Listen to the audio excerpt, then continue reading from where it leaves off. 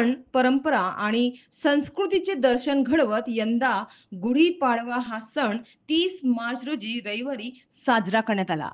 तर राज्यात मोठ्या उत्साहात आणि आनंदात गुढीपाडवा हा सण साजरा करण्यात आला. या निमित्ताने पालघर जिल्ह्यासह मनोरमध्येही रविवारी संध्याकाळी शोभायात्रा काढण्यात आली होती. गुढीपाडव्यानिमित्त निघणारी शोभायात्रा ही आपल्या भारतीय संस्कृतीचं वैशिष्ट्य आहे.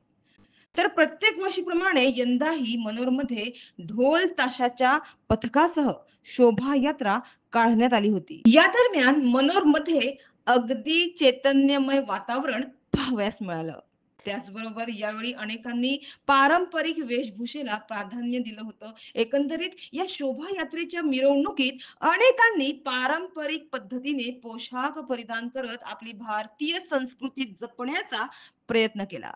यावेळी पोलिसांचा बंदोबस्तही होता. तर मनोर गावातील ग्रामस्थ नागरिक या गुढीपाडव्याच्या आनंदात सामील झाले होते. एकंदरीत मनोर गावात नवीन वर्षाचा आनंद उत्साहात साजरा करण्यात आला.